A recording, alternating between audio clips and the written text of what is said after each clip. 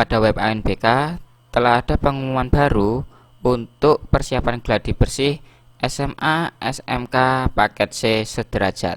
Teman-teman proktor harap bisa mempersiapkan diri untuk pemutakhiran data pada web ANBK, utamanya menarik data dari BioAN, menambah komputer proktor, dan juga mengatur gelombang dan sesi. Nah, pada video sebelumnya sudah saya jelaskan tentang pemutakhiran data web ANBK. Di sini teman-teman bisa simak baik-baik apa saja yang harus dipersiapkan. Dan apabila teman-teman terkendala dalam menarik biodata AN dari BioUn ataupun biopaket, bisa simak baik-baik yaitu pada video ini. Nanti teman-teman bisa paham apabila sudah menyimak video yang sudah kami sediakan. Oke teman-teman, pada video sebelumnya sudah saya jelaskan tentang pemutakhiran untuk web ANBK, dan juga kita sudah mencoba untuk menarik biodata siswa namun masih belum bisa karena masih belum diterbitkan yaitu DNT. Di sini ya teman-teman, harap disimak informasi yang ada di dashboard. Nah, di sini teman-teman, untuk pendataan ini ada batas waktunya, yaitu penutupan proses tarik data peserta dari BioAN yaitu terakhir pada tanggal 11 Agustus dan kurang 3 hari lagi dari video ini dibuat.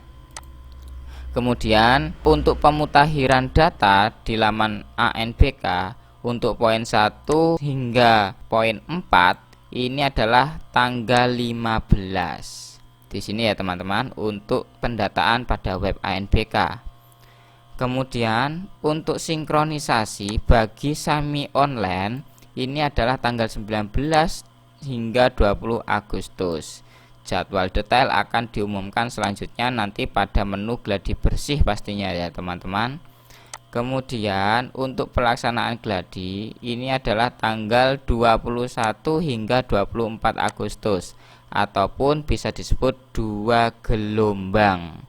Dan di sini wajib setiap satuan pendidikan mengikuti gladi bersih dengan peserta ANBK yang sudah ditarik pada web ANBK dan yang sudah diatur gelombang dan sesinya.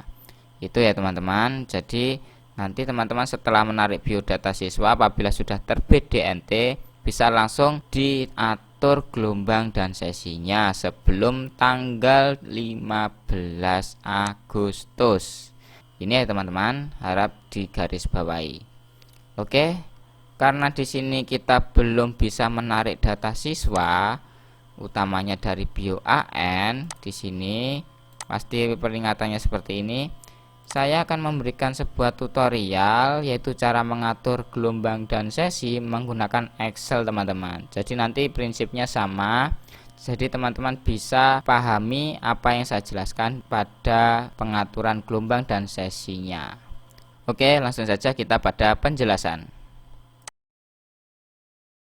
Baik teman-teman, di sini adalah bentuk Excel yang selalu saya buat untuk pengaturan sesi apabila ada lembaga yang menumpang. Dan ini bisa digunakan baik lembaga yang mandiri maupun mandiri yang ditumpangi oleh lembaga lain. Nah, di sini saya praktekkan yaitu ada lembaga yang menumpang dari sekolah formal maupun non formal ya teman-teman. Jadi di sini lengkap. Nanti apabila teman-teman ini tidak ada yang menumpang, pastinya sangat mudah untuk mengatur sesinya. Di sini saya gambarkan setiap lembaga memiliki 2 server. Artinya, setiap ruang ini bisa digunakan 1 server. Dan teman-teman bisa nanti untuk kliennya menyesuaikan sesuai klien teman-teman masing-masing. Dan di sini saya buat adalah 17. Dan untuk jumlah peserta saya maksimalkan seperti ini. Nah, bagi teman-teman harap dipahami untuk 1 server ini bisa digunakan 1 ID proktor untuk lembaga sesama formal. Contohnya di sini adalah ada SMAN1 dan juga MA2. SMA1 di sini lembaga induknya. Dan lembaga formal lainnya yaitu menumpang adalah MA2. dan di sini bisa di mapping dalam satu lab dan juga satu server. Karena pada komputer Proctor di sini teman-teman sudah saya jelaskan bahwa untuk SMA dan MA pastinya bisa menjadi satu ID Proctor karena sama ya jenjangnya. Kemudian untuk SMK pastinya nanti berbeda ya, pastinya ada menunya sendiri. Kemudian gambarannya di sini kita bisa memapping satu ruang ini bisa digunakan dua lembaga. Untuk lab kedua di sini digunakan untuk sekolah non formal yaitu PKBM, dan ada dua PKBM yang menumpang pada SMAN 1 dan yang digunakan adalah lab 2. Artinya di sini yang digunakan adalah server 2. Dan ini nanti pastinya memiliki 2 ID Proctor. Kenapa kok 2 ID Proctor tidak 4 ID Proctor? Karena sesama non formal ini pastinya bisa digunakan untuk satu ID-nya. Karena apa? Sesama non formal dan sesama formal. Apabila ada jenjang SD, otomatis tidak bisa 2 ID Proctor, harus 3 ya teman-teman. Karena SD itu sederajat dengan MI seperti itu ya. Oke, saya kira dari sini teman-teman sudah jelas kenapa di sini saya menggunakan 2 server dan juga 2 ruang.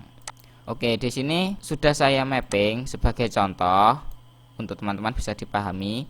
Kita hiraukan pada hari keduanya karena pastinya untuk teman-teman mengatur sesi itu hari pertama dan hari kedua itu sama pengaturannya atau mapping pesertanya supaya tidak membuat rancu dalam pengondisian. Seperti itu ya teman-teman. Pada SMAN 1 jumlah peserta ANBK ini maksimal yaitu 45 peserta. Kemudian pada MA2 ini ada 40 peserta teman-teman. Jadi di sini bisa kita asumsikan untuk pengaturan sesinya bisa dibuat seperti ini teman-teman.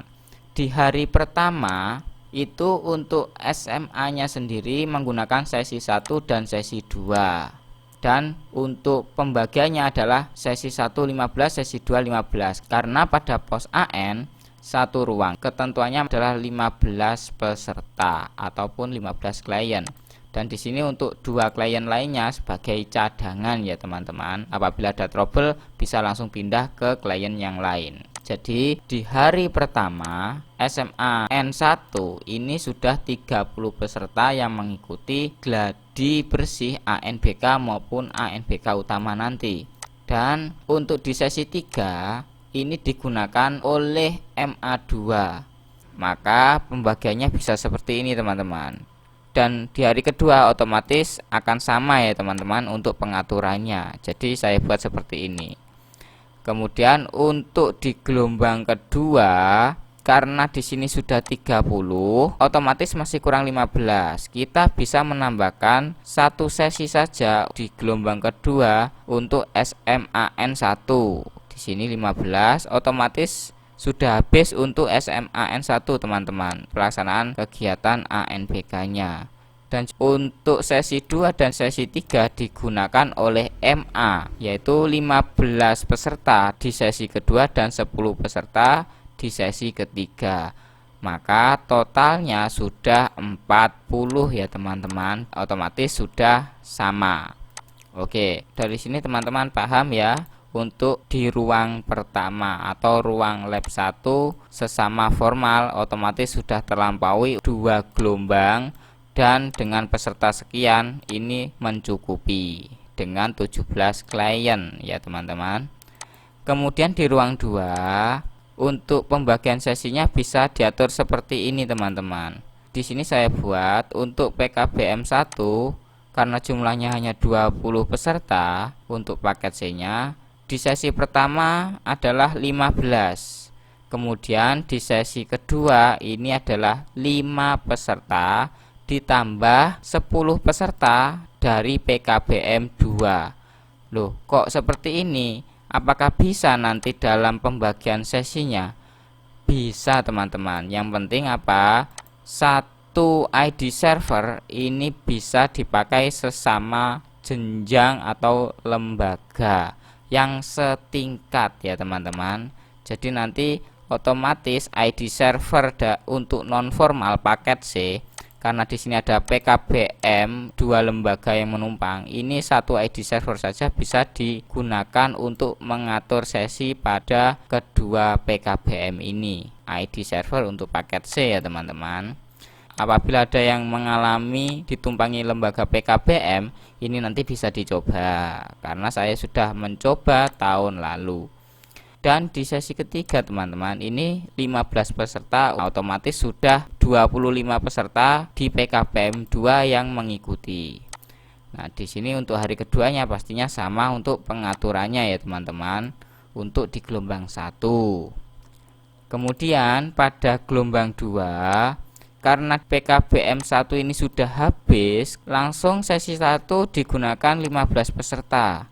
Dan di sesi kedua otomatis adalah sisanya, ataupun bisa karena di sini sudah 25, 45 dikurangi 25 ini masih 20, maka bisa diatur sesinya, mungkin sesi pertama 10 dan di sesi kedua nanti adalah 10 peserta. Maka sudah genap teman-teman untuk PKBM 2 di hari pertama saja. Untuk sisa dari pesertanya di sesi 1 dan sesi 2 sudah cukup. Di sini 45 ya teman-teman, dan tidak menggunakan sesi ketiga. Seperti itu ya teman-teman. Dan di sini otomatis di hari kedua juga sama untuk jumlah pesertanya di sesi 1 dan sesi 2. Semoga teman-teman paham dari penjelasan yang saya buat ini, dan saya usahakan sedetail mungkin supaya teman-teman nanti apabila ditumpangi lembaga lain juga paham. Dan bagi yang lembaganya mandiri otomatis sangat mudah dalam mengatur gelombang dan sesinya ya teman-teman. Oke, di sini kita praktek kembali untuk lembaga SMP sederajat dan juga paket B. Nah, di sini ada satu untuk SMP N1 dan juga ada paket B, ini dua lembaga yang menumpang pada SMP N1. Otomatis yang digunakan bisa satu lab 2 server, bisa 2 server dengan 2 lab. Untuk mempermudah supaya tidak rancu, untuk di ruang 1 dengan server 1 ini kita gunakan untuk lembaga SMP itu sendiri. Jadi langsung otomatis seperti ini ya teman-teman, 15 15 15, dan otomatis di sini untuk di gelombang pertama saja sudah selesai untuk 45. Untuk satu gelombang saja sudah mencukupi di lembaga SMP-nya sendiri. Kita tandai saja seperti ini.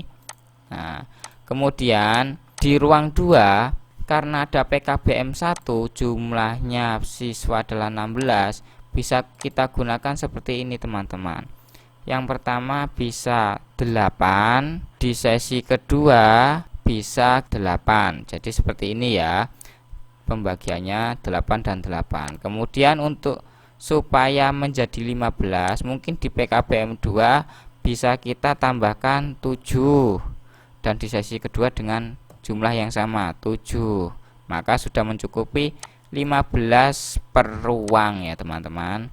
Otomatis seperti ini sudah terlampaui untuk PKBM 1-nya, dan masih ada sisa di PKBM 2. Nah, karena di sini 14 bisa kita maksimalkan ya teman-teman. 14 ditambah 14 bisa kita samakan, mungkin di sini 7 peserta juga. Nah, seperti ini ya teman-teman, ataupun bisa lebih, mungkin bisa dibuat 10 seperti ini, tidak masalah ya teman-teman, karena kliennya adalah 17. Seperti itu ya. Apabila di ruang 2 hanya 15 klien juga tidak apa-apa teman-teman. Seperti ini ya. Karena sisanya masih ada 5 dan kita bisa membagi seperti ini, maka sudah menjangkau semua lembaga. Dan di hari kedua pun sama, untuk pengaturan sesinya kita buat seperti ini. Nah, supaya tidak salah nanti kita dalam pembagiannya ya teman-teman. Nah, dan otomatis untuk PKBM 1 sudah tidak mengikuti kegiatan gladi bersih ataupun ANBK utama, dan tinggal melengkapi peserta yaitu 34 untuk PKBM kedua. Di sini sudah 24 teman-teman, jadi kurang 10 ya. Lah 10 ini bisa kita gunakan satu sesi saja supaya mempercepat. Nah seperti ini ya teman-teman, dan otomatis nanti di hari kedua juga sama jumlahnya yaitu 10. Dan untuk di sesi kedua dan ketiga ini sudah tidak terpakai. Jadi seperti itu ya teman-teman cara pembagian gelombang dan sesi bagi lembaga yang mandiri. Otomatis sangat mudah.